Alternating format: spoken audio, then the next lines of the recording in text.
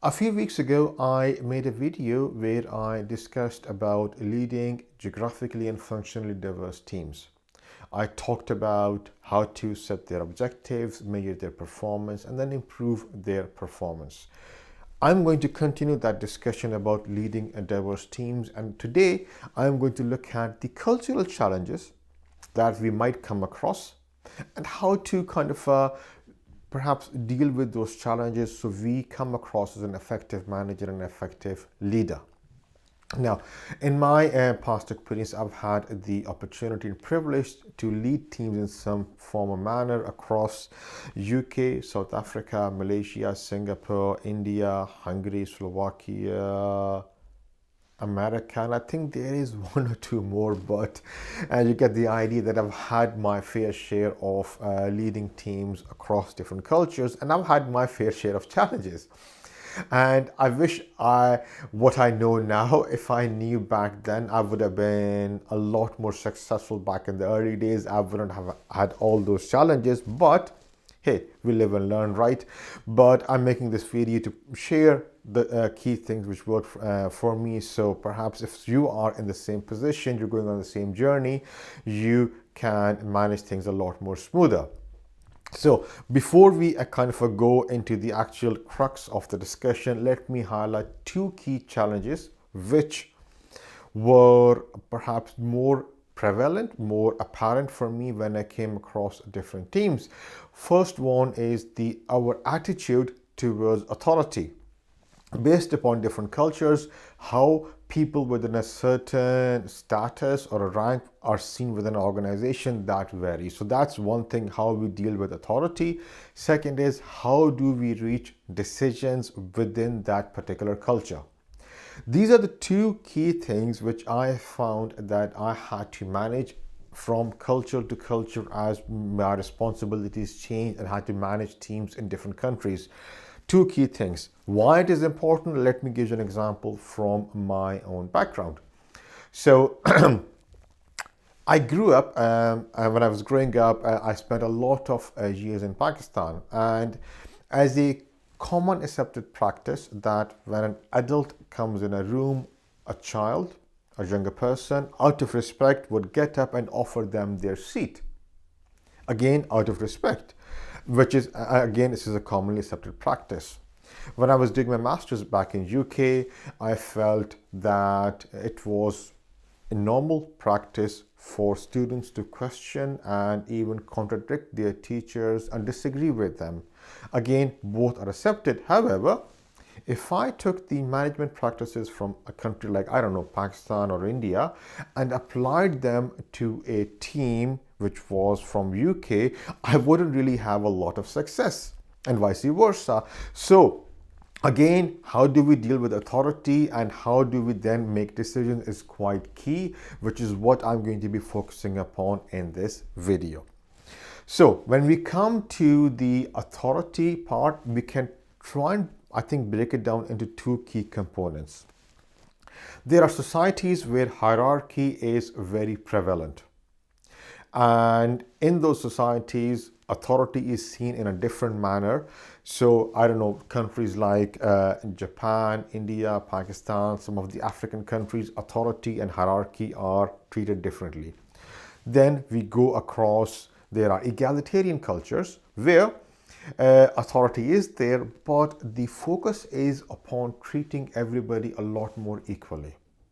Again, different cultures. So we need to understand that there are egalitarian countries, egalitarian cultures, and then we have to understand that there are cultures where hierarchy is a lot more prevalent. Then we go a step further and we look at the decision-making side of things. There are cultures where decision-making is top-down, where a person with authority would make a decision and then the rest would implement that decision. On the other hand, there is a consensus-based, idea that you have to get agreement from the relevant stakeholders to reach a relevant decision. again, all different aspects. So first thing is to break them down and understand what sort of a culture are we operating in. Is it one which looks at hierarchy a lot more? Is it egalitarian? What sort of a decision making process normally happens? Understanding that will help us come across, at least make sense of what's going on. So that's the first thing. Now, one small tip: it is very easy to assume that a society which favors a hierarchy, they would also lean towards a decision making of a top-down approach. Yes, it may be prevalent in more cases, but it's not always the case. Let me give you an example. For instance, Japan, hierarchy is present, but they very strongly lean towards a consensus-based decision-making model. On the flip side, in America, we've got an egalitarian culture, but they favor a top-down approach in most cases for making decisions. I'm not saying one is right or other one is wrong. We are not here to judge, but it is again to understand the different cultures and appreciate and experience them so we can then better able to lead those teams across them. So that's one thing to watch out for. And second thing to watch out is, we would like to, at least I would have liked to say, yeah, this is a scale of hierarchy and this is a scale of egalitarian and this is a scale of top-down decision making and this is a scale of consensus-based decision making, and I could perhaps plot all the countries on a graph somewhere, which would make sense to me. Unfortunately, it's not the case. Some countries, they give hierarchy more importance than the others. Some countries are totally egalitarian. It's just something that you have to be mindful of, and when you come across dealing with them. Again, same goes for decision making. It's top-down consensus based upon what the countries are. You'll just have to be a little bit more cautious and observe what is the norm that is practiced over there.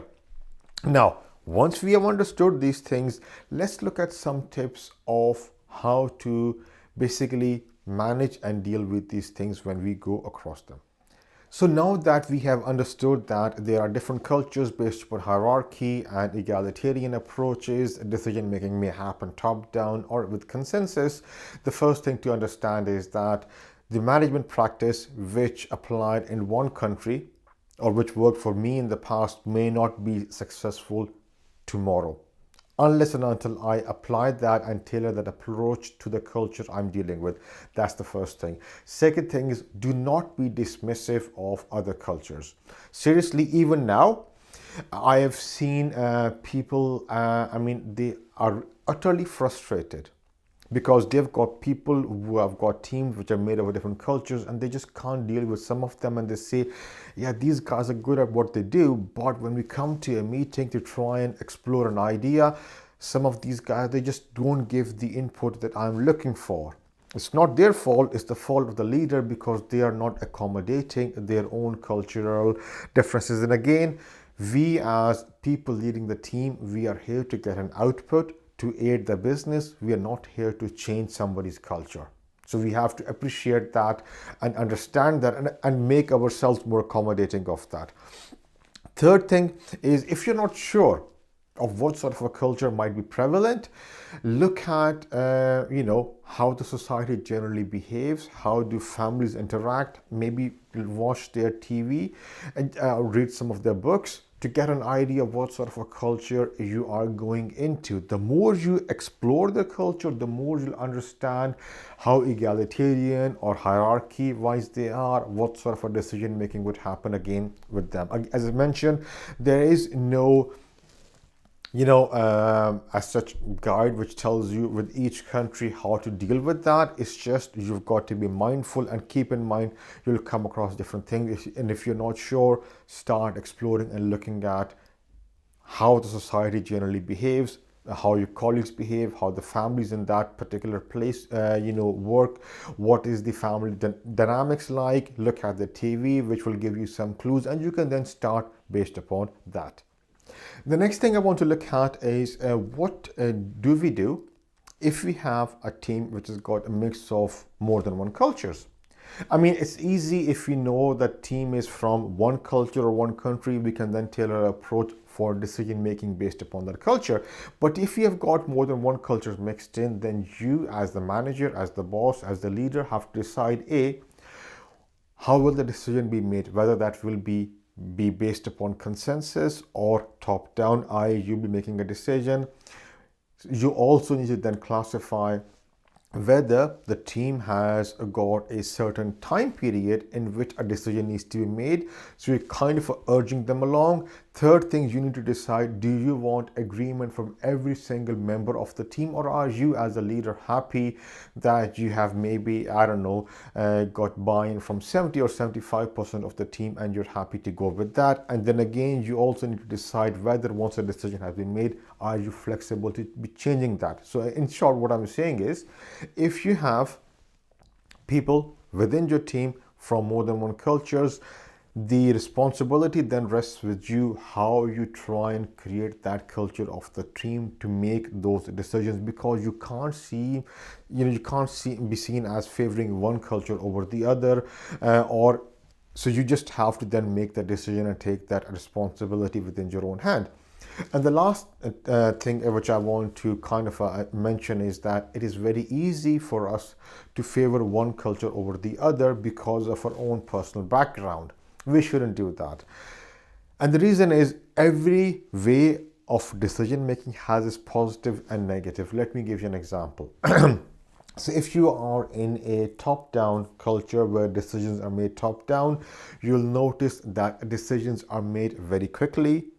They are subject to change, and people will fall in line a lot more quickly to act upon those decisions. It is beneficial when you are in a scenario where the business has to quickly change and adapt to changing circumstances. Very, very helpful in that, because in that scenario, a consensus-based decision making won't be really helpful if you have to react quickly, because you're then spending time discussing with everybody and you don't want to be doing that. And again, a positive for the consensus side, Japan and Germany, I mentioned before, two countries which very heavily rely upon making a decision based upon getting agreement from all the relevant stakeholders to reach a consensus. I don't know, maybe it's a coincidence, but I feel that there's a lot to say that this is very, very beneficial in industries where you have time to deliberate and make a very decent decision for a long-term approach. And hence, maybe, I don't know, but I feel it's more than a coincidence that both Japan and Germany are very well known for how they produce cars. Again, just an example which I thought, but each culture has their own benefits, and it's up to you to try and play that for your advantage when you are leading teams. So I'm going to leave you with these tips, and I hope you found them useful. Again, one last thing. Again, I'm going to repeat that. Don't go with your own biases. Don't go within your preconceptions. Learn the culture of the team you're leading and manage it according to that. You will be a lot more effective leader if you're doing this, as opposed to just going in and just trying to implement what worked for you before and again, here now. So again, till next time, have a nice day and have a nice week, and I'll see you again next week with a new video.